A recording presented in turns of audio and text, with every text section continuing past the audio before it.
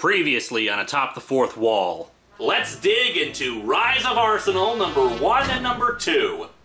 Oh, no. This doesn't make any sense at all. Why would the Knights Templar attempt to harness telluric energy in Washington, D.C.? The only Foucault pendulum here was removed.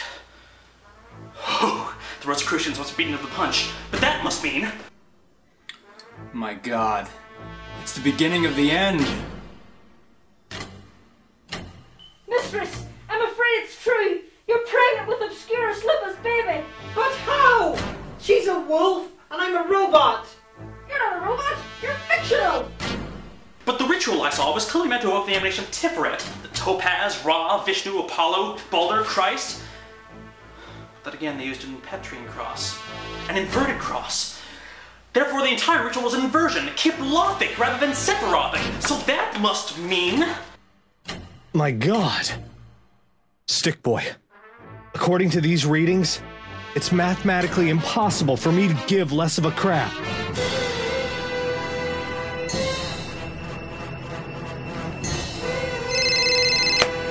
Hello. Oh my God. Rob, she got another one. Film Brain is now in love with Obscurus Lupa.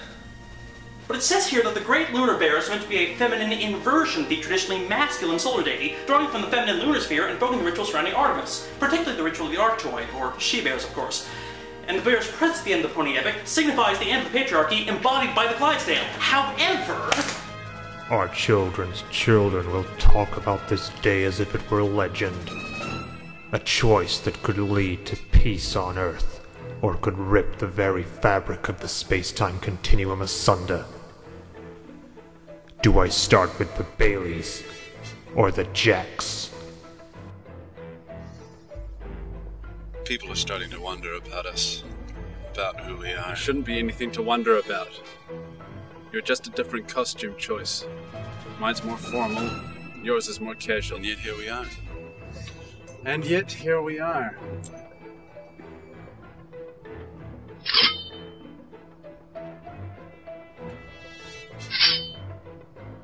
This is my father. Or is it my mother? I can never tell. I am feeling a little egotistical and narcissistic today. Dr. Wiki, pull up the entry for that sci-fi guy. According to recent reports, Benzai has had sexual intercourse with that sci-fi guy's maternal grandmother. No, not Nana! Enough games, Tiger. I can tell when you're hiding something from me.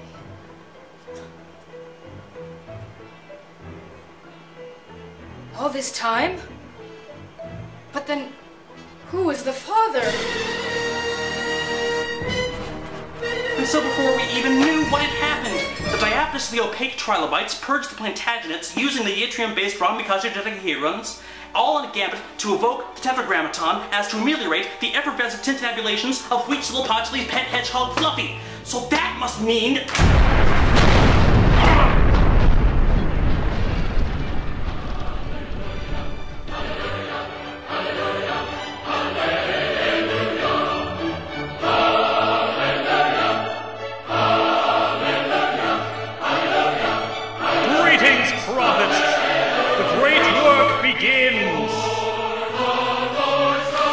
Shit!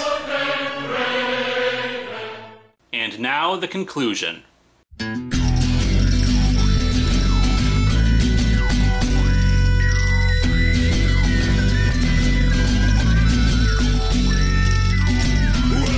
to Atop the Fourth Wall, where bad comics burn. Linkara's gonna teach you all a lesson you won't learn. Brodsky, you're not the smartest. Life out, you're not an artist. Anyone who's had a bad comic published, it could be your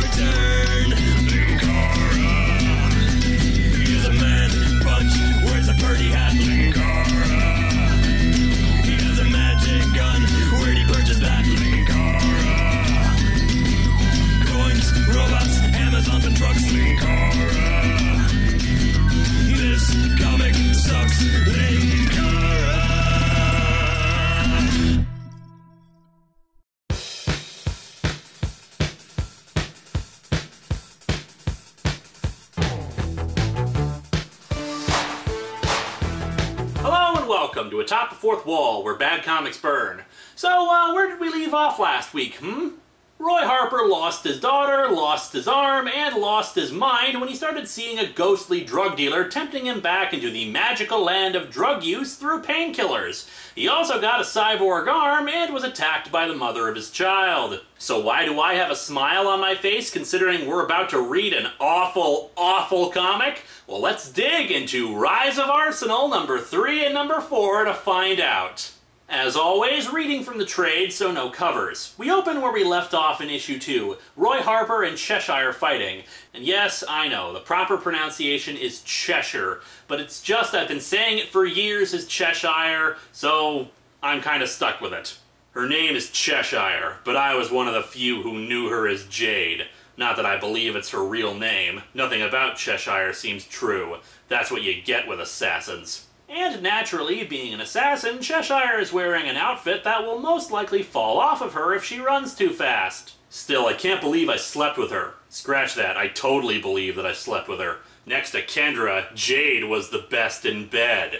You know, 2 weeks ago, I talked about the proper way for characters to have sexuality.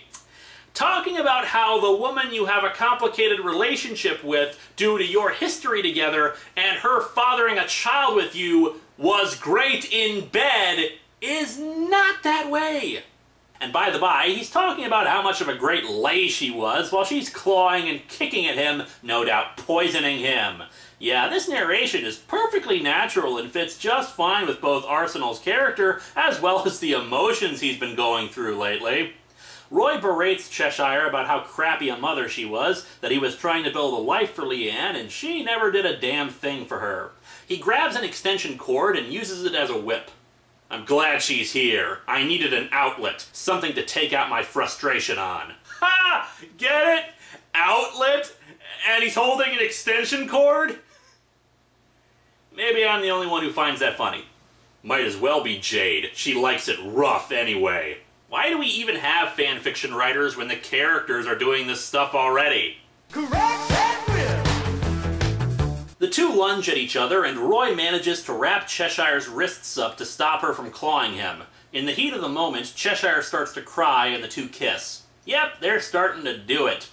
Now, some people have criticized this, and well, I don't think it's that unreasonable. The two are both feeling emotionally vulnerable and have had a complicated romantic relationship before. It's another one of those bits from my favorite run of the Titans that eventually had some resolution. Not all that great a resolution, but resolution nonetheless. So yeah, I see where people are coming from in critiquing this part, but I don't really have any serious problem with it. But the same can't be said for what happens right afterwards. Let me just put it this way. Oh yeah, that's right. Seems I truly am a broken man, in every way imaginable. Wow! Way to completely undercut the entire idea of them needing that emotional connection, guys. Just bravo! Bravo on missing the point! And by the by, Roy, you really are a meathead if you think impotence makes you somehow less of a man. What, are you in high school now? Jeez, I hope this is just a character thought, not the writer's idea. Though I think the funniest part of this is actually Jade's facial expressions and her dialogue. I can't tell if she's angry or bored. It's okay, Roy. With everything swirling in your head, it's no surprise you weren't able to perform. 2 minutes ago, you were trying to murder him! Arsenal reattaches his robot arm and decides to head out. I need some release. I get it! Oh, and you know what else I get? The title! Rise of Arsenal. This isn't a story about his rise from his lowest point, it's about his impotence! Which, from what I can tell, is never cured either, so yeah, from either perspective, the title is a lie. Anyway, Roy goes out to stab and kick people who are looting the area in the wake of Star City's destruction. They aren't human, they're animals. Vultures circling the desperate and the injured. For me, they serve their purpose. And their purpose is boot to the head. Much better. Yeah, this new costume is much better. Really shows off my abs. When the hell did Roy find time to make this new costume anyway? We then cut to Arsenal running over rooftops, which is really head-scratching since I don't know many criminals who would be looting via helicopters. Ghostly drug dealer returns to remind Roy of how he was when he was palling around with him. Hurts, don't it? I call foul. You're not allowed to say that unless you preface it with a "want a Hertz donut?" They warned you about that can opener you got there. Just because it's mechanical does not make it a can opener. By that logic, I should say he's got a coffee maker on his arm. Ain't no easy fix this time around, except of course our kind of fix. While he says this, they look down and see three guys gathered together on a street corner. Wait, I thought they were into heroin, but if that's the case, then why is that guy holding a laptop? Is that where they got their fix? Laptops? It's all about the Pentiums, baby. Well, okay, it could be a suitcase full of drugs, but a suitcase seems like a really bad way to carry them. Even with the city in disarray, a big suitcase would be something someone could easily take from you. Arsenal sweats on the decision for a moment, but then figures, screw it, Leanne's dead and nothing matters anymore. He chases away the other two and grabs the dealer. Okay, I'm done. Let me go and I'll never deal around here again. No, man, you don't get it. I'm not here to shut you down. I'm looking to score. This is it, Beavis. We're finally gonna score. Need the heavy stuff. Got any China cat? I've got a porcelain bunny. Does that help? Even the dealer is confused about what the hell he's talking about. China what? The real deal. Heroin. Ooh! Porcelain blue dog. How about that, Roy? Want to smoke this? Yeah, man. This here is called the A-Train. It'll take you wherever you need to go to. No lie. Yeah, you'll get there eventually, but the schedule's all over the place and you'll get there 3 hours late and with your luggage stolen. So Arsenal takes all the drugs the guy has and goes into an alleyway to do the heroin. His eyes roll into the back of his head and he's suddenly hallucinating that Leanne is with him. Oh, and out of curiosity, I decided to look it up myself, and by that I did a Google search, and guess what? Turns out heroin is not an hallucinogen. It's a depressant. Heroin gives the body a rush and then brings the user into a state of euphoria. While hallucinations can occur, that's a result of the body relaxing so much that it releases dimethyltryptamine. But from the brief research I did, the hallucinations are sure as hell not as vivid as this. Arsenal hugs his daughter and they talk about how everything's going to be okay. However, he then sees an entire legion of Prometheuses saying that they're going to get her. Somehow, despite the fact that he's tripping and all, Roy manages to fight off all of them. He sees an hallucination of the Electrocutioner, a villain under Prometheus's employ who set off the device in Star City. But it's really Batman. And we cut to the real world to see that Roy is, in fact, protecting a dead cat. Oh, that's the China cat he wanted. Sorry, Porcelain Squirrel. Your time will come someday.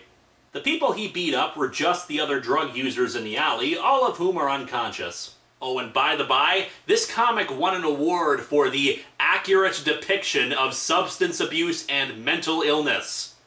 I'm not even kidding. Yep, heroin makes you think a dead cat is your still-living daughter and gives you the ability to stab and punch a bunch of other druggies.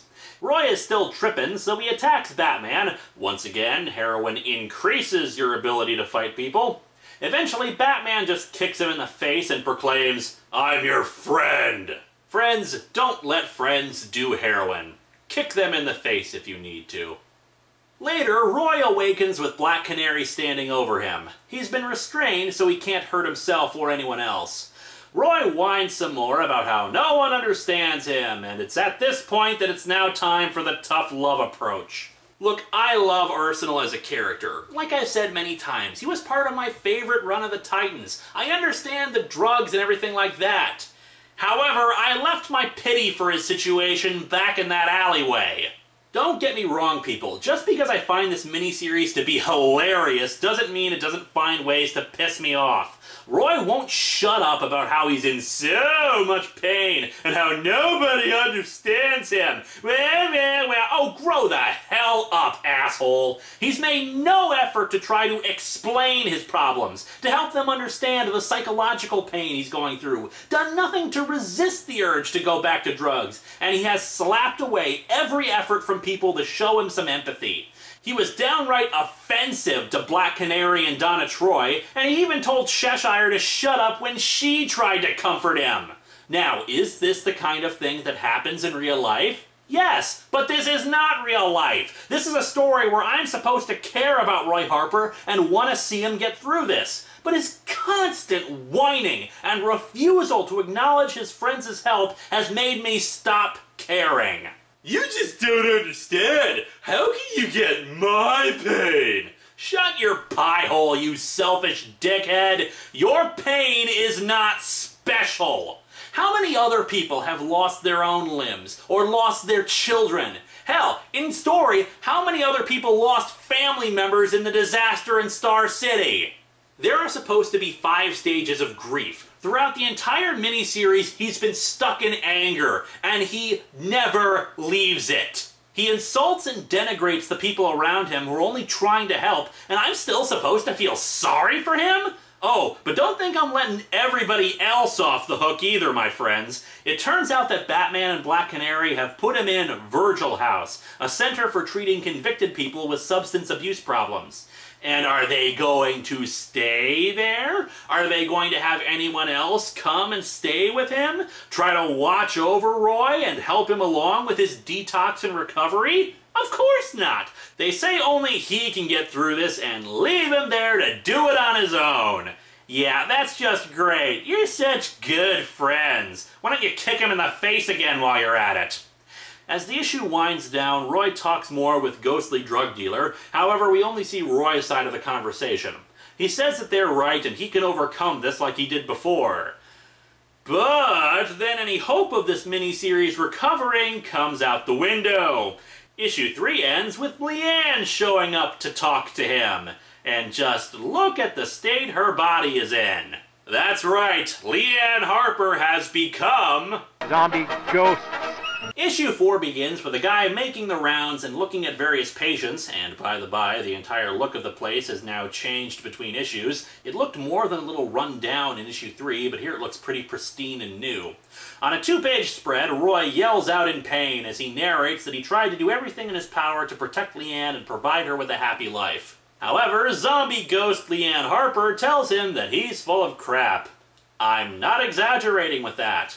Please, you don't actually believe all that crap, do you? I was the most important thing in your life? Give me a break. You'd rather be a hero than a father, save the day than save me. Zombie ghost Leanne Harper's got a bit of a mouth on her, doesn't she? You'd think Roy would pick up on that.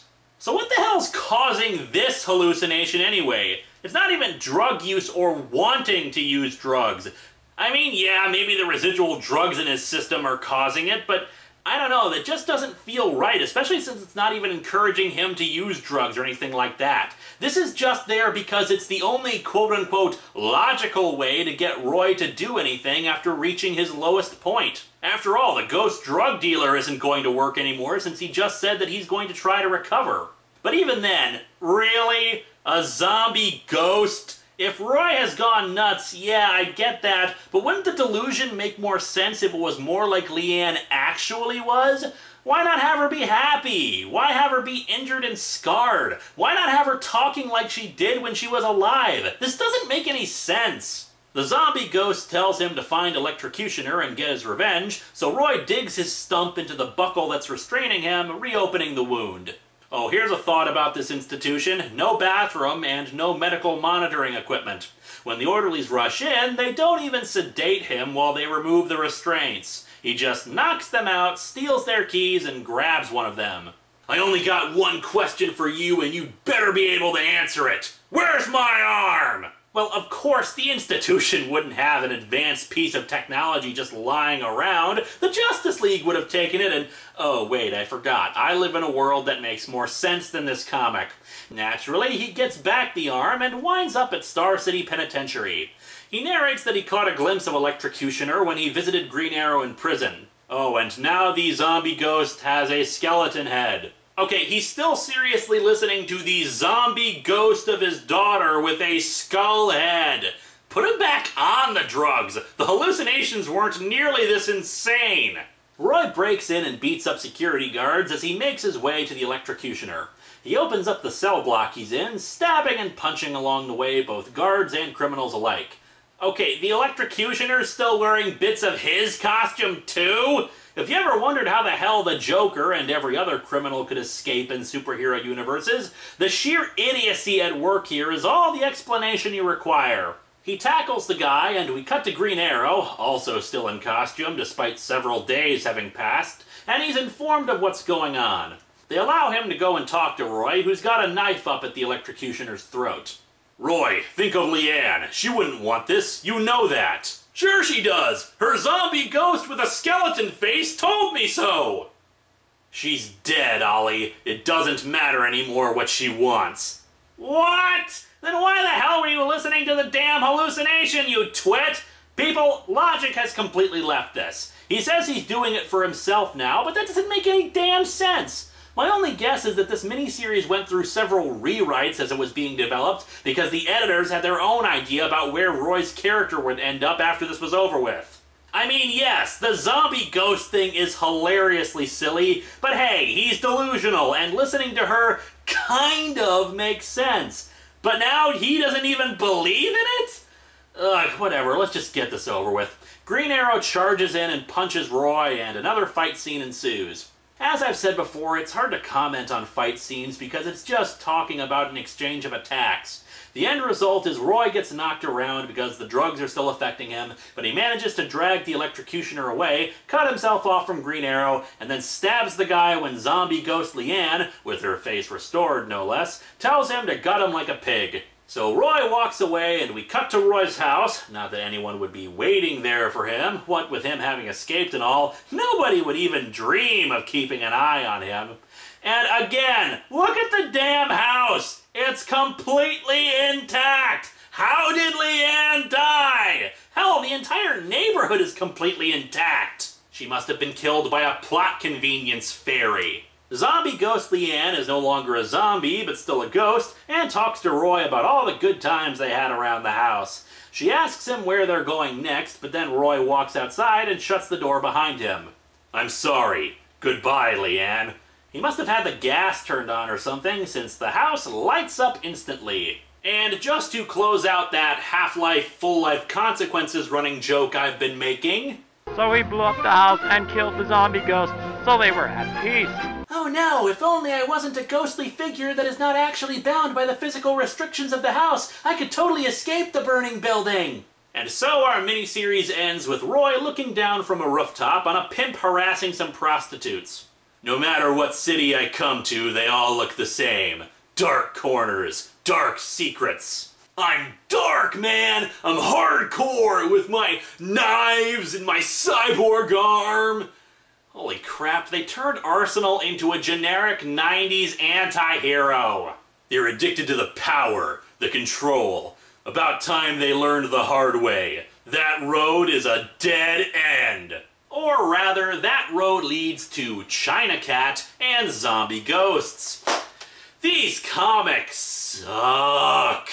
Yeah, this miniseries is dreadful. It had a promising start, and you really did feel for Roy, wanted to see him overcome these issues, but I think along the way some moron decided he was more interesting as a generic life is pain emo supervillain as opposed to a guy trying to juggle being a superhero and a single father. If they truly wanted to make him into a villain, that's fine, but there were a number of other ways they could have gone about it. Roy could have started taking drugs for some other reason. He could have felt that he wasn't being a good enough father to Leanne. He was having money troubles. Just any other thing that could have led him down a path where he had to fight superheroes. It did not need to happen with Leanne's death. And if, in their minds, it really did have to happen, then they could have at least followed a logical path. Putting him back on drugs was not an illogical move, but instead of just actual inner torment, we have a ghost drug dealer, him becoming impotent, then him protecting a dead cat, and then finally a zombie ghost telling him to murder people. This isn't the stuff of a melodramatic character piece setting up Roy to become evil. This is the stuff of a great big satire. And that's why this comic is so damn funny. It's just so completely inept. In September, when DC does its big relaunch, we've seen that Roy does have his arm back. We can only hope that Cry for Justice and this unintentionally hilarious series get chucked out the window and will never be spoken of again.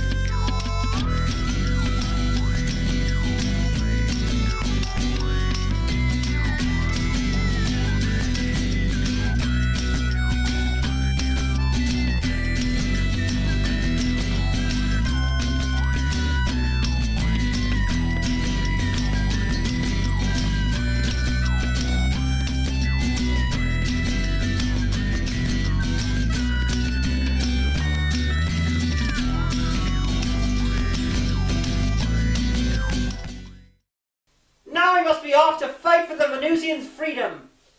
Fuck the Venusians. Oh, I'm just gonna end it all! Wait. Dr. Wiki, who made these edits? Last edit composed by Linkara at 10:37 a.m. today. Linkara!